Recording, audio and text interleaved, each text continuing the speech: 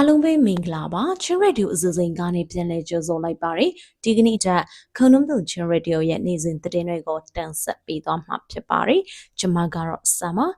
ဒီနေ့နားဆင်ရမယ့်သတင်းကောင်းစင်တွေကတော့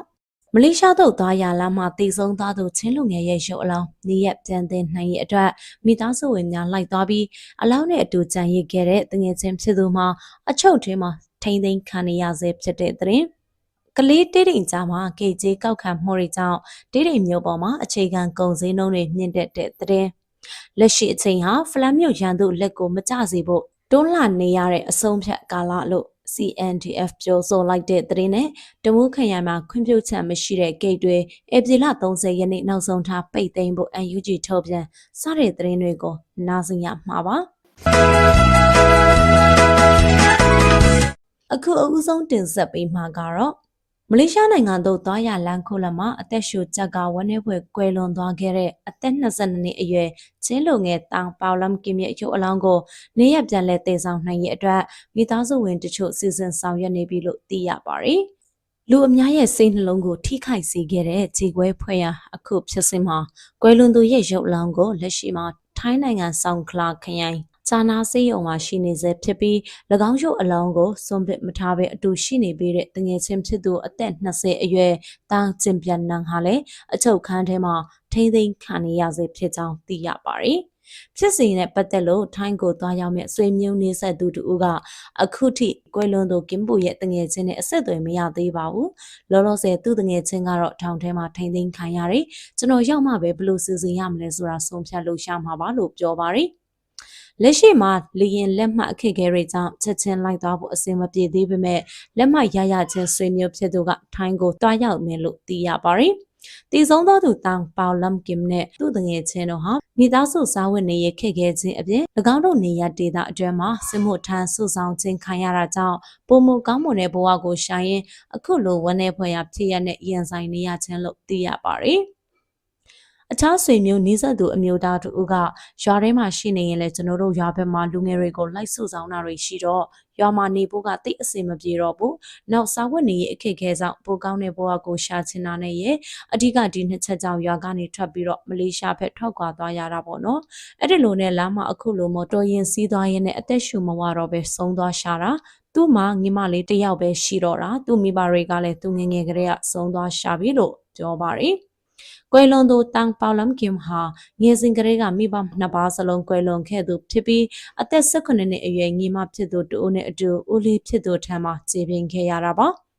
၎င်းဟာထိုင်းနိုင်ငံကနေမလေးရှားသို့ကားနဲ့ထွက်ခွာစဉ်ကားထဲမှာလူများလွန်းတာကြောင့်အသက်ရှူမဝပဲထိုင်းနိုင်ငံတောင်ပိုင်းဆောင်ခလာခရိုင်တာဘာဆုံခလာရေသူမှကမ်းခြေအနီးမှာသူ့ရဲ့ရုပ်အလောင်းကိုပွဲစားတွေကစွန့်ပစ်ဖို့ကြိုးစားခဲ့ပေမဲ့တငယ်ချင်းဖြစ်သူကျင်ပြန်နန်ကတော့အလောင်းကိုမစွန့်လွတ်ပဲဖက်တွယ်ကြံရည်ခဲ့ခြင်းဖြစ်ပါတယ်။လက်ရှိမှာ၎င်းရုပ်အလောင်းကိုစုံခလာခရိုင်ရှိဂျာနာစေးရုံမှာခိတ္တထားရှိကြောင်းသိရပြီးပွဲစားတွေဘက်ကရုပ်အလောင်းကိုမြန်မာနိုင်ငံနေရအိမ်ရောက်တဲ့အထိတာဝန်ယူပို့ဆောင်ပေးမယ်လို့ပြောဆိုထားကြောင်းဆွေမျိုးနှိစက်သူတို့ရဲ့ပြောပြချက်အရသိရပါတယ်ရှင်။ဆက်လက်တင်ဆက်ပေးမှာကတော့စကိုင်းတိုင်းကလေးမျိုးနဲ့ချင်းပြည်နယ်မြောက်ပိုင်းဒေဒီမျိုးအကြားရှိစစ်စေးရေးဂိတ်တွေမှာဂိတ်ကျေးကောက်ခံမှုတွေများနေတဲ့အတွက်ဒေဒီမျိုးပေါ်မှာအခြေခံစားသုံးကုန်စည်နှုန်းတွေဟာလည်းနှစ်ဆမြင့်တက်လာနေတယ်လို့ဆိုပါတယ်ကလေးမျိုးကနေအထက်ချင်းတောင်ဘက်အတက်လမ်းပိုင်းမှာစုကမရှင်တပ်ဖွဲ့စစ်စေးရေးဂိတ်ဖြစ်တဲ့၈မိုင်ကဲနဲ့9မိုင်ကဲအပါအဝင်ချင်းကာကွယ်တပ်ဖွဲ့တွေရဲ့ဂိတ်အသီးသီးတွေမှာဂိတ်ကျေးကောက်ခံမှုတွေများပြားလာခြင်းကြောင့်ကုန်ပစ္စည်းတဲရုံပို့ဆောင်ခါဟာလည်းမဖြစ်မနေမြင့်တက်လာကအကျိုးဆက်အနေနဲ့ကုန်စည်နှုန်းတွေဟာမြင့်တက်လာခြင်းဖြစ်ကြောင်းတိတိမြုပ်ခန့်တူကပြောပါတယ်တိတိမြုပ်ခန့်အမျိုးသားတို့ကကလေးမျိုးအထက်၈မိုင်ဂိတ်မှာဂိတ်ကြီး9မိုင်မှာဂိတ်ကြီးပေးရတယ်။9မိုင်နဲ့တိတိကြားမှာဂိတ်ကြီးမနေပေးရတယ်။အဲ့ဒါတွေကြောင့်ကုန်စည်နှုန်းကမနေကိုထိုးတက်သွားတာကားသမားတွေအတွက်လည်းဘာမှမကြံတော့ဘူးလေ။ဂိတ်ကြီးကများလာတော့ကုန်စည်နှုန်းတွေကလည်းတက်လာတာပေါ့။ကြောက်ဥတလုံးအရင်က900ပဲရှိတာအခုက1000နီးပါးကိုတက်သွားတယ်။နှစ်ဆလောက်ကိုထိုးတက်သွားတာလို့ပြောပါတယ်။ကလေးမျိုးကနေချင်းတောင်ဘက်အထက်စစ်ကမရှင်တပ်ဖွဲ့စစ်စေးဂိတ်ဖြစ်တဲ့၈မိုင်ဂိတ်နဲ့9မိုင်ဂိတ်တွေမှာခရီးသည်တင်ကားနဲ့ကုန်တင်ကားတစ်စီးကိုအနည်းဆုံးကျပ်ငွေ9000ကနေ3သိန်းကျော်အထိဂိတ်ကြေးပေးဆောင်ရကြောင်းသိရပါတယ်။ဒါအပြင်9မိုင်နဲ့ဒေဒီမျိုးအကြားမှာလည်း ချင်းတော်လိုင်းတပ်ဖွဲ့တွေရဲ့စစ်စည်းဂိတ်တွေမှာတင်ဆောင်လာတဲ့ကုန်ပစ္စည်းတွေပေါ်မူတည်ပြီးဂိတ်ကြီးအများပြားပေးဆောင်နေရကြောင်းသိရပါတယ်။လက်ရှိတေးရီမြို့ပေါ်မှာကျပ်ဦးတလုံး900ကနေ1000ကျပ်နေပါကျပ်သားတပိတ်သား2500ကနေ3600ကျပ်ငါးတပိတ်သား2000ကျပ်ကနေ4000ကျပ်အေယာမင်းကော်ချက်စံတအိတ်3သိန်းခွဲကနေ2သိန်းကျပ်ဓာတ်စီတကာလာ2သိန်း8000ကနေ4100ကျပ်ရှိနေပါတယ်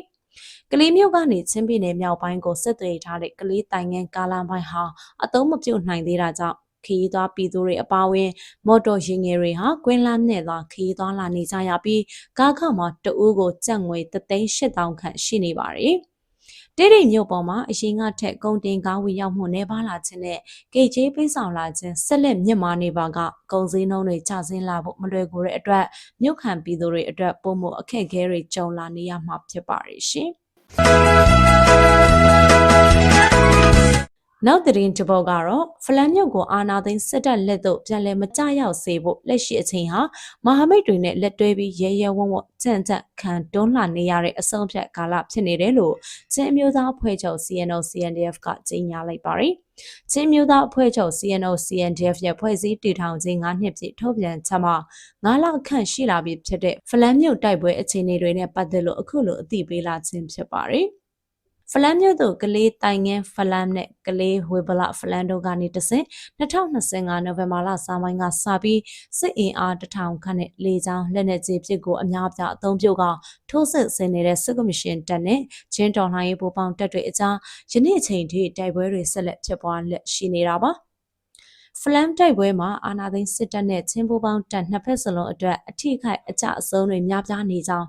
စစ်ကော်မရှင်တပ်ဟာစစ်အင်အားနဲ့လက်နက်ခဲယမ်းအများပြားကိုလည်းမကြာခဏဖြည့်တင်လက်ရှိနေကြောင်းစစ်ရေးသတင်းအမြင့်တချို့တွေစီကသိရပါတယ်။ချင်းငင်တောင်နဲ့မဟာမိတ်တပ်ပေါင်းစုတွေရဲ့ခိုင်မာတဲ့စီးလုံးညီညွတ်မှုနဲ့ဖလန်မြို့သိမ်းစစ်စင်ရေးကိုအောင်မြင်စွာဆင်နွှဲနိုင်ခဲ့ခြင်းဟာ CNO-CNDF ရဲ့9နှစ်တာကာလအတွင်းအမျိုးသားရေးအတွက်မှတ်ကျောက်တင်နိုင်ခဲ့တဲ့အောင်ပွဲတစ်ရပ်ဖြစ်တယ်လို့ထုတ်ပြန်ထားပါတယ်။အောင်မြင်မှုတွေရရှိဖို့အတွက်စစ်ရေးနိုင်ငံရေးနဲ့နည်းပညာပိုင်းဆိုင်ရာတွေမှာအဖက်ဖက်ကနေဝိုင်းဝန်းပံ့ပိုးပေးခဲ့ကြတဲ့အာရခတပ်တော် ULA/AA အပါအဝင်ငင်းအောင်မဟာမိတ်တွေမိတ်ဖက်အဖွဲ့အစည်းတွေနဲ့ပြည်တွင်းပြည်ပရှိပံ့ပိုးကုန်ရည်သူအလုံးကိုအထူးပင်ကျေးဇူးတင်ရှိကြောင်းအတည်ပြုလာပါတယ်စစ်အာဏာရှင်စနစ်အပါအဝင်အာဏာရှင်စနစ်ဟူသမျှကိုအပီးတိုင်ချေမှုန်းပြီးချင်းပြည်သူတွေလိုလားတောင်းတနေတဲ့မိမိကံကြမ္မာမိမိဖန်တီးခွင့်နဲ့ကိုပိုင်ပြဋ္ဌာန်းခွင့်အပြည့်အဝရှိတဲ့ချင်းပြည်တေဆောက်ရေးနဲ့အမျိုးသားတန်းတူရေးကိုအာမခံတဲ့ Federal Democracy ပြည်ထောင်စုပေါ်ထွန်းလာတဲ့အထိတိုက်ပွဲဝင်သွားမယ်လို့လည်းဆိုပါတယ်အဲ့ဒီလိုပေါ်ထွန်းလာတဲ့အထိကြားကာလချင်းမျိုးသားအတိုင်းပင်ခံကောင်စီချင်းငင်တောင်ရဲ့နိုင်ငံရေးစစ်ရေးလမ်းစဉ်အတိုင်းတော်လှန်ရေးမဟာမိတ်အင်အားစုတွေနဲ့အတူလက်တွဲကအစုံတိုင်ဆက်လက်တိုက်ပွဲဝင်သွားမယ်လို့လည်း CNO ထံကနေသိရပါတယ်မိမိတို့အနေနဲ့အသက်သွေးချွေပေးဆက်နေကြရတဲ့ရဲဘော်တွေပြည်သူတွေနဲ့အတူရက်တီလက်နောက်ဆုံးပန်းတိုင်အထိဆက်လက်ချီတက်သွားမယ်လို့လည်းသိရပါတယ်ရှင်အခုနောက်ဆုံးတင်ဆက်ပေးမှာကတော့စကိုင်းတိုင်းတမူးခရိုင်အတွင်းရှိစစ်စေးရေးဂိတ်တွေနဲ့လုံခြုံရေးဂိတ်တွေကိုခရိုင်ကွက်ကဲရေးရုံးရဲ့ခွင့်ပြုချက်မရှိဘဲဖွင့်လှစ်ခြင်းမပြုတ်ဖို့အမျိုးသားညီညွတ်ရေးအစိုးရ NUG ကာကွယ်ဝင်ကြီးဌာနအမှတ်1စစ်ဒေသဌာနချုပ်တမူးခရိုင်ကွက်ကဲရေးကကြေညာလိုက်ပါတယ်တမူးခရိုင်အတွင်းခရိုင်ကုတ်ကဲရေးရုံးရဲ့ခွင့်ပြုချက်မရှိဘဲဖွင့်လှစ်ထားတဲ့စစ်စည်းရေးဂိတ်တွေလုံခြုံရေးဂိတ်တွေကိုဧပြီလ30ရက်နေ့နောက်ဆုံးထားပြီးပိတ်သိမ်းကြဖို့တမူးခရိုင်ကုတ်ကဲရေးရုံးကဧပြီလ13ရက်နေ့မှာထုတ်ပြန်ခဲ့တာပါတမူးခရိုင်ထဲကလက်နက်ကိုင်အဖွဲ့အစည်းတွေအနေနဲ့လိုက်နာဆောင်ရွက်ခြင်းမရှိပါကထိရောက်စွာအရေးယူသွားမှာဖြစ်ကြောင်းထုတ်ပြန်ချက်မှာအတည်ပြုထားပါတယ်တမူးခရိုင်ထဲမှာခမ်ပတ်မြို့နဲ့မြို့သစ်မြို့တို့ကိုပြည်သူ့ကာကွယ်တပ်ဖွဲ့တွေကထိန်းချုပ်ထားကြောင်းသိရပါတယ်။အမျိုးသားညီညွတ်ရေးအစိုးရဟာ၎င်းတို့ထိန်းချုပ်ထားတဲ့ဒေသတွေမှာတရားမဝင်စစ်ဆေးရေးဂိတ်တွေအကောက်ခွန်ဂိတ်တွေကိုပိတ်သိမ်းဖို့မူဝါဒရှိထားကြောင်းသိရပါတယ်ရှင်။